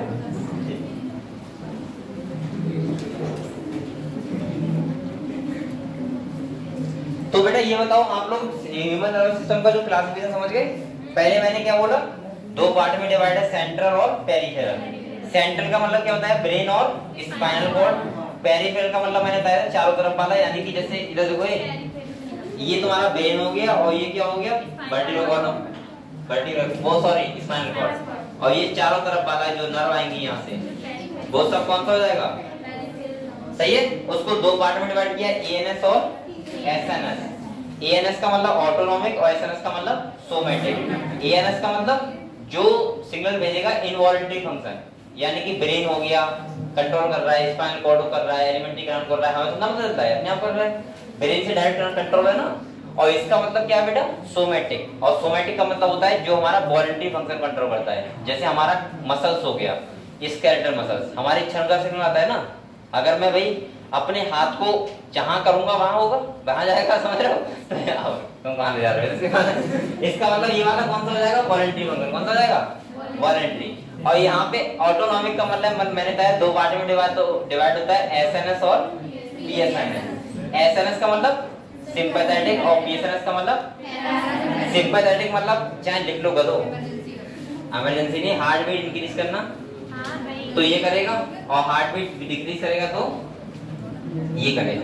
मतलब जिस चीज का रेगुलेशन ज्यादा करना है वो कौन करेगा? सिंपैथेटिक, और इसका कम करना है वो पैरासिम्पैथेटिक। क्लियर हुआ इतना? क्लियर हुआ? अब चलेंगे ग्राफ पे। ठीक, देखो यहाँ पे समझते हैं। सही है बेटा? देखो यहाँ पे कह रहा था ह्यूमन नर्वस सिस्टम, यहाँ पे देखो कह रहा था human nervous system is divided into two part. कितने पार्ट में डिवाइड किया बेटा? दो पार्ट में। एक बोलो मत, ये किया है सेंट्रल नर्वस सिस्टम और एक किया है पेरिफेरल न्यूरल। सेंट्रल वाले को बोलते हैं सीएनएस और पेरिफेरल वाले को बोलते हैं पीएनएस। ठीक है। अगले कह रहा है सीएनएस इंक्लूड, इसमें क्या आएगा बेटा? ब्रेन यानी कि दिमाग, और क्या कह रहा है? स्पाइनल कॉर्ड जो हमारी वर्टिब्रल कॉलम के अंदर होती है उसे क्या बोलते हैं? ब्रेन से निकली हुई स्ट्रक्चर होती है। अगर आप ब्रेन निकालोगे तो उसके साथ एक स्ट्रक्चर और निकलेगी लंबी सी, उसे क्या बोलोगे? Spinal cord. अगले क्या है? And is the site of information processing and control. इसका काम क्या होता है बताओ? इंफॉर्मेशन प्रोसेसिंग, अगर कोई खबर जा रही है तो उसका सोच के आंसर देना, वो किसका काम है? हमारे ब्रेन का। और कह रहा है कंट्रोल, अगर आप कंट्रोल करते हो या कोई प्रोसेसिंग करते हो जो किसी भी खबर की, वो कहाँ होती है? हमारी सब ब्रेन में होती है। मैं ऐसे हो सकता हूँ पूरा बॉडी हमारा कंट्रोल ब्रेन और स्पाइनल कॉर्ड से होता है। अगर आपका ब्रेन और स्पाइनल कॉर्ड बेटा ना हो तो आपका बॉडी कंट्रोल नहीं होगा। आप लोग बताओ, जैसे कोई आदमी पागल होता है, क्या होता है? पागल। तो क्या उसका और बॉडी पार्ट बेकार होते हैं क्या? सारे बॉडी पार्ट अच्छे होंगे। सही है, बहुत ज्यादा बॉडी बिल्डर होगा, सही, सब कुछ सही होगा। लेकिन यहाँ से क्या होगा, वो ब्रेन से क्या होगा, पागल होगा। तो उसका कोई भी, मैं ऐसे बोल सकता हूँ, देखो अब अलग अलग टाइप के पागल होते हैं। कुछ तो ऐसे होते हैं जो अपना फंक्शन यहाँ से संभाल यहाँ से कंट्रोल उनका स्केलेटल मसल पे नहीं होता है। कुछ ऐसे होते हैं जिनका यहाँ से फंक्शन उनके इंटरनल ऑर्गन पे नहीं होता है। कुछ ऐसा होता है कि कंट्रोल तो सब कुछ सही होता है, लेकिन उनका यहाँ से जो प्रोसेस होता है वो सही नहीं होता है, सेरिब्रम वाला पार्ट वाला, सही है, सोचते करना है। तो इसका मतलब ये हुआ कहीं ना कहीं कि हमारा ब्रेन का ही पूरा जो अटैचमेंट है पूरा बॉडी पार्ट का या बॉडी फंक्शन का, वो कंट्रोल कौन कर रहा है, ब्रेन और स्पाइनल कॉर्ड। समझ गए आप लोग, ठीक है।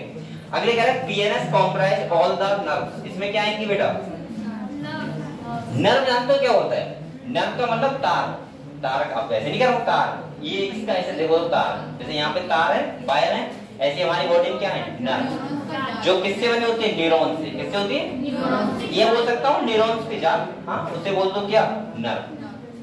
अगले क्या है बेटा, of the body associated with the CNS, और ये सब किससे लगी होती हैं, अगर हमारे ब्रेन से लगी तो उन्हें क्या बोलते हैं, क्रेनियल नर्व, और जो स्पाइनल कॉर्ड से लगी उन्हें क्या बोलते हैं, स्पाइनल नर्व। मतलब क्रेनियल नर्व जो ब्रेन से है और स्पाइनल नर्व जो स्पाइनल कॉर्ड से है।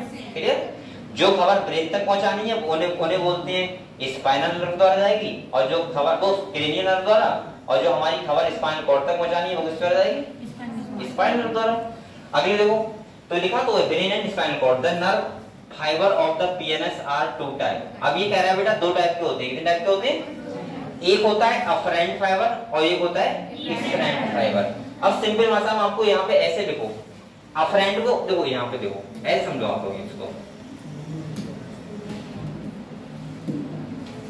यहाँ पे देखो, देखो एक बार बताओ बेटा, किसी भी सेंस को या स्टिमुलाई को, कोई स्टिमुलाई है मान लीजिए, क्या है बेटा, स्टिमुलाई जानते हो क्या होता है, स्टिमुलाई वो कैसी भी हो सकती है, फिजिकल हो सकती है, केमिकल हो सकती है, किसी भी टाइप की हो सकती है।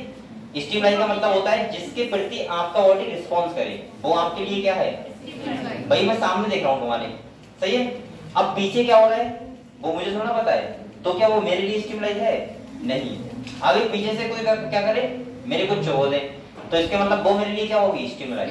सामने से अब जैसे पंखा चल रहा है, मुझे हवा लग रही है, ये स्टिमुलाई हो गई मेरे लिए, क्योंकि मुझे गर्मी कम लग रही है। इसका मतलब मैं आपको देख के हंस रहा हूँ, तो इसका मतलब क्या है कि आप मुझे क्या दे रहे हो, स्टिमुलाई, क्योंकि मैं रिस्पॉन्स कर रहा हूँ। अब अगर मैं एक बात सोचो, अगर मैं आंख बंद कर लूं, क्या कर लूं, आप कितना भी सो, क्या मेरे लिए स्टिमुलाई आ रही है, मतलब समझ गए स्टिमुलाई क्या होता है, सिंपल सा होता है कि आपका बॉडी क्या करे, रिस्पॉन्स करे, वो आपके लिए क्या होती है, स्टिमुलाई। तो सबसे पहले स्टिमुलाई होती है, वो आती है, और बेटा आती है तो उसको हमारे बॉडी के द्वारा क्या होता है, रिसेप्टर क्या लगे होते हैं, और रिसेप्टर क्या करते हैं, उसको रिसीव करते हैं, क्या करते हैं बेटा, और इसका जो खबर होता है वो हमारे कहाँ पहुंचाते हैं, ब्रेन तक। कहाँ पहुंचाते हैं, ब्रेन ही बोलूंगा मैं, लिख दे रहा हूँ सीएनएस, जिसका मतलब सेंट्रल नर्वस, इसमें ब्रेन भी आ जाएगा और क्या आ जाएगा, स्पाइनल कॉर्ड भी।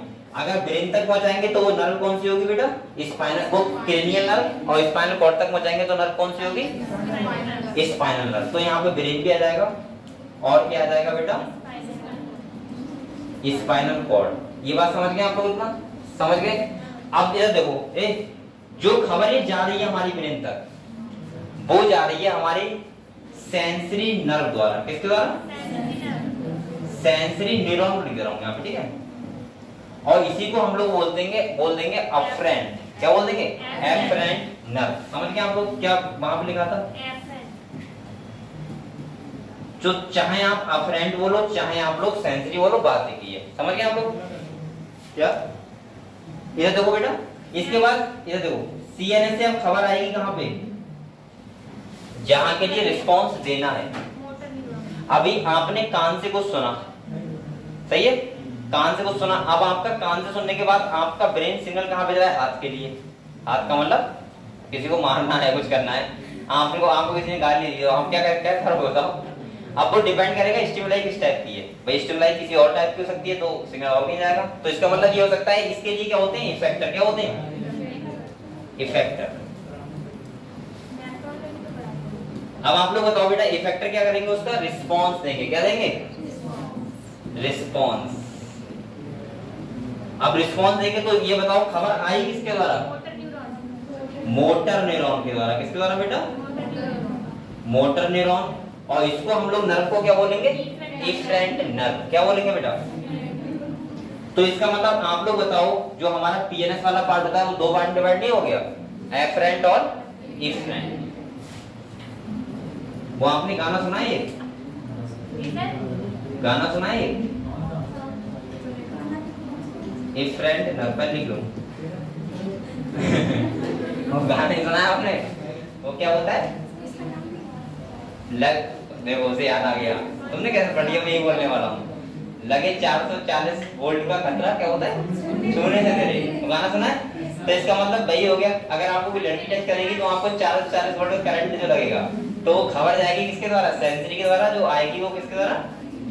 अब मैं टच करूंगा तो क्या फर्क पड़ता है? लड़कों की बात कर रहा हूँ। ऐसा देखो, तो आप लोग ये ऐसे बना लो, ठीक है? अच्छा लग रहा है।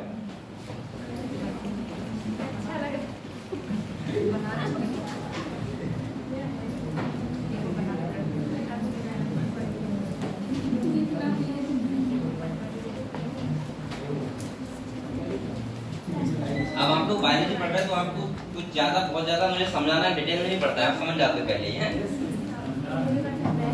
सब लोग डॉक्टर।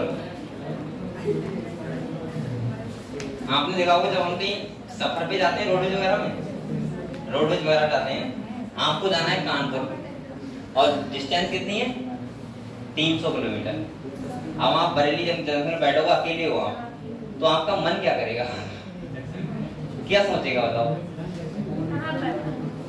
बरेली जंक्शन पे, इन लड़की की बात कर रहा हूँ, इनका मन करेगा कोई लड़की से बैठे था अच्छी से 300 किलोमीटर अच्छे से यात्रा पता ही ना लगे, पता है ना? तो बेटा ये सब पार्ट किसका होता है? हमारे नर्वस सिस्टम का होता है। हाँ, मैं तो ये सोचता था, सही कह रहा हूँ।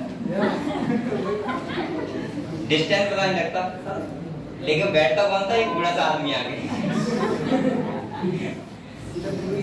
तुमने ये भी देखा होगा, बहुत ऐसे लोग भी होते हैं, अगर कोई सिंगल आदमी हो तो 300-400 किलोमीटर दूर जाना है तो अपना बैग बराबर कर देंगे। जब कोई आदमी आएगा तो उससे कहेंगे बराबर क्यों बैठा है? अभी कहता, जब कोई लड़की आएगी तो वो पहले हटा देंगे उसे, यहीं आके बैठा है। जिससे रास्ता होता है ना वो आराम से कट जाता है। तो वहां पे एक वर्क करता है, रिसेप्टर और इफेक्टर।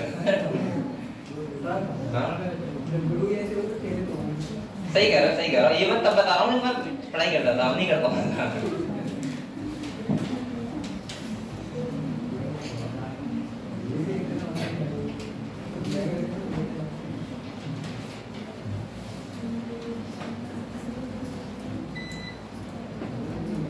आप लोग ये बताओ, अफरेंट और इफरेंट नर्व समझ गए बेटा?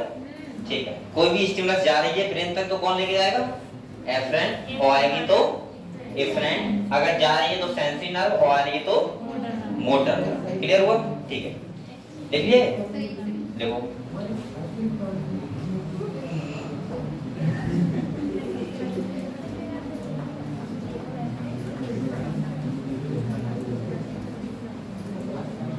बेटा, मौज मस्ती कितनी भी करो लेकिन पढ़ाई करते रहो साथ में। मौज मस्ती के लिए मुझे पता है तुम रोबोट नहीं हो, इंसान ही हो, तुम्हारे अंदर भी हार्मोन सिक्रेशन होता है, लेकिन इसके साथ साथ पढ़ाई पे भी कंट्रोल पूरा रखो। ऐसा नहीं कि खाली मतलब खाली पढ़ाई भी नहीं करनी है, खाली मौज मस्ती भी नहीं करनी, दोनों कॉम्बिनेशन बना के चलो, ठीक है? पढ़ाई भी और थोड़ा बहुत मौज मस्ती भी, क्योंकि मुझे पता है मैं कितना ही मना करूंगा तुम नहीं मानोगे। कैसे मान जाओगे भाई? लेकिन पढ़ाई भी साथ में जरूर करना है।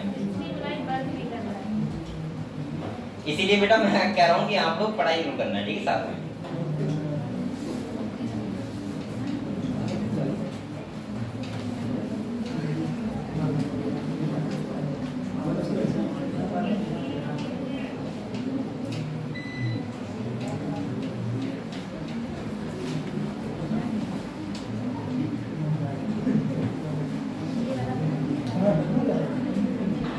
एक बोलो मत बेटा, पढ़ाई ये लिख लो। लिख लिया सब लोगों ने?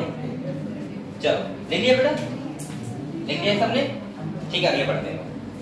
बचा तो नहीं कोई? वो लिख रही है अभी, देखो लिख लिया। यहाँ पे आओ, तो आप लोग अफरेंट और इफरेंट समझ गया बेटा क्या होता है? ठीक है, आगे देखो। अब यार लिखा भी है, देखो एक कह रहा था afferent nerve fibre transmit impulse from tissue organ to the CNS। यानी कि अफरेंट फाइबर वो होता है जो खबर को कहां पहुंचाता है? टिश्यू से सीएनएस के लिए या ऑर्गन से सीएनएस के लिए, यानी कि सेंट्रल यानी ब्रेन और स्पाइनल कॉर्ड के लिए। अगले कह रहा है and the efferent fibre transmit regulatory impulse from the किसके लिए, CNS to the concern peripheral tissue या फिर ऑर्गन के लिए। मतलब वहां से कोई खबर आएगी तो कौन लेके आएगा, एफरेंट नर्व। क्लियर। अगले देखो, अब जो हम लोगों ने बेटा अभी पढ़ा था कितने पार्ट में डिवाइड होता है वो सब लिखा हुआ है। देखो क्या लिखा है, कह रहा है the afferent nerve fiber transmit impulse, वो तो पढ़ लिया। The PNS is divided into two division, एक होता है सोमैटिक और दूसरा कौन सा होता है बेटा, ऑटोनोमिक। मैंने कहा था सोमैटिक, अगले लिखा है देखो somatic nervous system relay impulse from the CNS. अब यहाँ पे देखो साफ साफ लिखा है इसने स्केलेटल मसल, क्या लिखा बेटा, इसका मतलब हमारी स्केलेटल मसल कैसी होती है, वॉलंटरी। तो मैंने कहा था वॉलंटरी सिग्नल जाएगा तो कौन भेजेगा, सोमैटिक। अगले कह रहा है while the autonomic nervous system transmit impulse from the CNS to the, अब यहाँ पे देखो लिखा है इनने involuntary organ, कहाँ लिखा है, यानी कि जितने भी हमारी बॉडी में involuntary फंक्शन होते हैं वो सब कौन रेगुलेट करता है, ANS, ऑटोनॉमिक नर्वस। वो हमारे कंट्रोल में नहीं होते लेकिन डायरेक्ट ब्रेन के कंट्रोल में होते हैं। अगले कह रहा है बेटा एंड स्मूथ मसल, साफ साफ लिख दिया इसने, ऑफ द बॉडी। क्लियर है इतना, यहाँ पे ये तो क्लियर होगा आपको। अगले कह रहा है autonomic nervous system is further classified into दो में, एक होता है सिंपैथेटिक और दूसरा होता है पैरासिम्पैथेटिक। क्लियर हुआ बेटा यहाँ तक। तो आपने देखा कौन सा, ये देखो यहाँ कह रहा है पीएनएस डिवाइड होता है दो पार्ट में, सोमैटिक और ऑटोनोमिक। यहाँ लिखा है somatic nervous system relay impulse from the CNS to skeletal. मैं ऐसे बोल सकता हूँ सिंपल सा इनवॉलंटरी पार्ट, कौन सा बोल सकता हूँ, सॉरी वॉलंटरी पार्ट। अगले देखो while the autonomic nervous system जो ट्रांसमिट करता है इंपल्स वो सीएनएस से कहाँ करता है बेटा, इनवॉलंटरी ऑर्गन। इनवॉलंटरी का मतलब जो भी हमारी बॉडी में इनवॉलंटरी ऑर्गन है। अब आप लोग बताओ इनवॉलंटरी का मतलब हमारा जैसे हार्ट बीट हो गया, सही है, हमारा डाइजेस्टिव सिस्टम हो गया, हमारा लीवर हो गया, हमारा स्टमक हो गया, हमारा एक किडनी हो गया, या हमारा जितना भी ऑर्गन होता है इनवॉलंटरी वो एक स्मूथ मसल से बना हुआ सारा मैं बोल सकता हूँ उसका कंट्रोल कौन करता है, एएनएस वाला पार्ट। ठीक है, जिसे बोल सकता हूँ इनवॉलंटरी। ये लिखा है देखो smooth muscles of the body, सही है। अगले देखो कह रहा है autonomic nervous system is further classified, दो पार्ट में होता है सिंपैथेटिक और पैरासिम्पैथेटिक, बस इतना लिखा हुआ है। क्लियर। अगले देखो कह रहा है visceral nervous system is the part of the peripheral nervous system that comprise the whole complex of nerve fiber, ganglia and plexus by which impulse travel from the central nervous system to the viscera and from the viscera to the central nervous system। अभी कह रहा है देखो visceral वाला भी अगर मैं बात करूं तो तुम्हारा यही हो जाएगा ऑटोनॉमिक नर्वस सिस्टम। विसरल का मतलब होता है जितने भी जो अंदर के ऑर्गन होते हैं उनका डायरेक्ट कनेक्शन किससे, ब्रेन से, और ब्रेन का उनसे। समझ गए आप लोग। उस वाले को ये बोल रहा है विसरल नर्वस सिस्टम, और ये पार्ट किसका बता रहा है, पीएनएस का। पीएनएस में भी किसका, एएनएस का, किसका, ऑटोनॉमिक नर्वस सिस्टम का। क्लियर हुआ बेटा। तो यहाँ पे विसरल ऑर्गन कौन से होते हैं, जो हमारी बॉडी के अंदर जो ऑर्गन रखे हुए हैं उन्हें बोलते हैं सब विसरल ऑर्गन। तो उनका कनेक्शन डायरेक्ट किससे, ब्रेन से।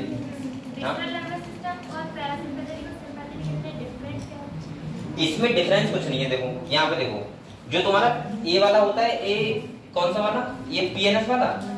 पीएनएस वाले में खाली ये सॉरी पीएनएस का एएनएस वाला जो सिंपैथेटिक और पैरासिम्पैथेटिक, उसका मतलब सिंपल सा मैं बोल रहा हूँ कि जो तुम्हारे इनवॉलंटरी फंक्शन होते हैं, इनवॉलंटरी, सही है। और यहाँ पे सिर्फ इसने इतना कह दिया है कि जो हमारे विसरल ऑर्गन होते हैं, विसरल ऑर्गन और इनवॉलंटरी में डिफरेंस है। हाँ, जैसे आपका समझो जैसे आपका इनवॉलंटरी ऑर्गन में तुम्हारा इनवॉलंटरी मसल्स आ जाएंगी, जितने भी ऑर्गन बने होंगे सारे, सही है, वो सब किससे कंट्रोल होंगे, हमारे पीएनएस से। अरे तुम ऐसे ध्यान रखो ये भी टाइप किसका है, पीएनएस का है, बस इन्हें अलग से लिख दिया है और कोई डिफरेंस नहीं इसमें, समझ गए। मतलब पीएनएस में भी किसका, एएनएस का। और यहाँ पे सिंपैथेटिक का मतलब होता है कोई भी चीज को इंक्रीज करे, और मैंने बताया था पैरासिम्पैथेटिक का मतलब कोई भी चीज को डिक्रीज करे। जैसे हार्ट बीट इंक्रीज हो रहा है तो कौन इन्वॉल्व होगा, सिंपैथेटिक, और हार्ट बीट डिक्रीज होगा तो कौन होगा, पैरासिम्पैथेटिक। अब इन्होंने यहाँ पे खाली इतना लिख दिया, visceral nervous system is a part of peripheral nervous system that comprises the whole complex of nerve fiber। वो वाले आएंगे जो तुम्हारे इंपल्स को डायरेक्ट भेजना है किसके लिए, विसरल ऑर्गन के लिए, और विसरल ऑर्गन से कहाँ भेजना है, ब्रेन के लिए। कहते सिंपल सा वही बात है बस, और इसमें कोई डिफरेंस नहीं है। सिंपल सा करके वही होगा, ठीक है। इसमें कोई अलग से कोई ना इसका पार्ट है ना कुछ है भाई। तो मान लो कौन सा वाला पार्ट, ये नस वाला पार्ट ऑटोनॉमिक नर्वस सिस्टम का ही पार्ट है, ये विसरल नर्वस सिस्टम। समझ गए आप लोग? तो बेटा ये वाला पार्ट दो, क्लियर हुआ। अब हम लोग जो पार्ट पढ़ेंगे वो कौन पढ़ेंगे, न्यूरॉन्स। क्या पढ़ेंगे, न्यूरॉन्स। अब यहाँ पे बेटा एक न्यूरॉन दिखाया गया है। अगर हम न्यूरॉन्स की बात करें तो ये है तो तुम्हारा क्या, न्यूरॉन्स क्या है, जो यहाँ पे वर्क करता है किसमें, नर्वस सिस्टम में। यानी कि बोल सकता हूँ नर्वस सिस्टम का जो स्ट्रक्चरल और फंक्शनल यूनिट होता है वो क्या होता है, न्यूरॉन्स। तो इसके बारे में हम लोग बात करें बेटा।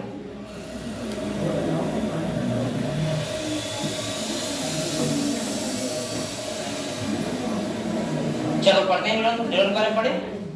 तो बेटा ये बताओ पहले, मैंने आपसे कहा था न्यूरॉन जो होता है वो क्या होता है, स्मॉलेस्ट सेल होती है हमारे नर्वस सिस्टम की, जो यानी कि स्ट्रक्चर भी देती है नर्वस सिस्टम को, उसमें क्या करती है, फंक्शन भी करती है। क्लियर। अब हम आप लोग बताओ न्यूरॉन्स के अगर हम पार्ट देखें तो कितने होते हैं, आप लोगों को पता है कितने पार्ट होते हैं, 3। एक होता है डेंड्राइट्स, दूसरा होता है साइटोन और तीसरा होता है एक्सॉन। तो देखते हैं बना के एक बार, देखो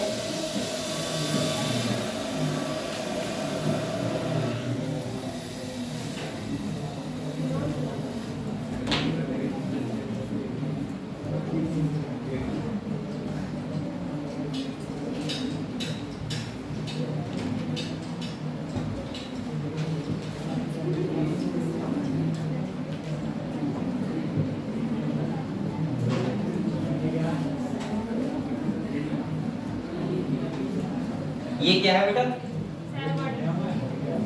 ये तुम्हारा है साइटोन, क्या है, और यहाँ से क्या निकलता है, एक्सॉन। और इसके बाद नीचे क्या होता है, एक्सॉन टर्मिनल, क्या होता है, और उसके नीचे क्या होगा, साइनेप्टिक नोड, क्या होती है। तो तुम्हारा देखो ये वाला पार्ट होता है जो ये नीचे वाला, ये होता है बेटा एक्सॉन, क्या होता है। और ये वाला पार्ट कौन सा होता है, डेंड्राइट्स। और ये वाला पार्ट कौन सा होता है, साइटोन या फिर सेल बॉडी। ये क्लियर है आप लोगों को। इसके बाद आपको पता होना चाहिए यहाँ पे बीच में क्या होता है बेटा, एक गोल होता है न्यूक्लियस, और इसमें जो भरा होता है उसे क्या बोलते हैं बेटा, नीसल्स ग्रैन्यूल्स भी होते हैं, ठीक है। यहाँ पे क्या होते हैं, नीसल्स ग्रैन्यूल्स। अच्छा आप लोगों को बच्चा बताएगा नीसल्स ग्रैन्यूल्स का काम क्या होता है। एक इसकी बात हो रही है, प्रोटीन सिंथेसिस। ये क्या करते हैं, प्रोटीन सिंथेसिस। और इसके बाद इसके अंदर जो लिक्विड होता है उसे क्या बोलते हैं बेटा, एक्सोप्लाज्म, क्या बोलते हैं। और यहाँ पे जो मेम्ब्रेन होती है उसे क्या बोलते हैं, एक्सोलेमा। और यहाँ पे आपको बताए एक होता है ऐसा कि कौन सा, ये क्या होता है, माइलिन शीथ, क्या होती है। और इसके अंदर सेल होता है उसे बोलते हैं स्वान सेल, क्या बोलते हैं। और बेटा इसके खाली जगह होती है उसको बोलते हैं नोड ऑफ रेनवियर। तो हम लोग इसकी डिटेल में कल बात करेंगे, ठीक है। अभी आपके पास टाइम नहीं हो जाता, आप लोग जो पीछे का पढ़ाया है वो एक बार रिवाइज कर लो, ठीक है। इसके बाद कल ही बात करेंगे इसकी, और मैं कल डिटेल में बताऊंगा। तो एक बार आप लोग रिवाइज करोगे तो डॉट ऑफ हमसे क्लियर होगा।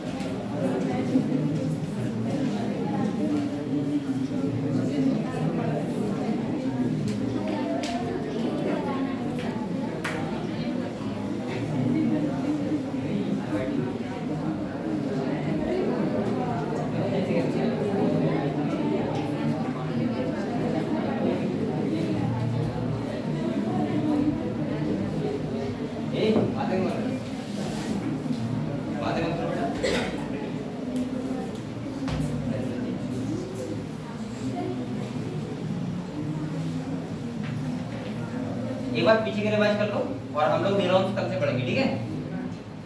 और कल बेटा मैं आप लोगों को वही बताऊंगा नर्व ट्रांसमीटर, ठीक है।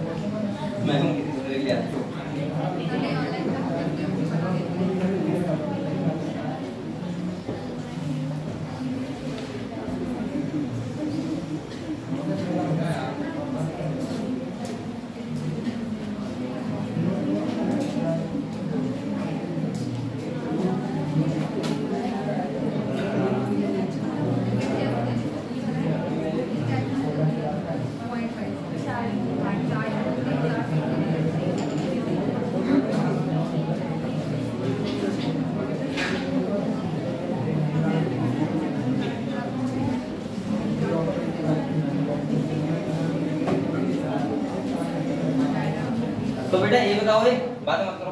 आप लोगों ने अभी क्या पढ़ा, नर्वस सिस्टम हम लोगों ने पढ़ा, हमने देखा क्लास में कैसे हुआ है उसमें। अब फ्रंट न्यूरॉन इन्फ्रंट न्यूरॉन कौन सा होता है, इसके बाद सोमैटिक पैरासिम्पैथिक ये सब क्या होता है, ठीक है।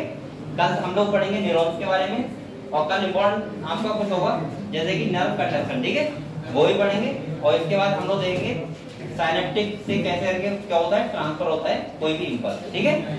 तो वो हम उसको पढ़ेंगे, ठीक है। तो कल से बच्चे प्रेजेंट रहना, और बेटा हम लोग प्रेजेंट डेली रहा करो, ठीक है। अगर जो एब्सेंट रहेगा वो फिर क्या बताऊं, चलो कोई बात नहीं, ठीक है। लेकिन एब्सेंट मत करो, प्रेजेंट रहा करो, ठीक है।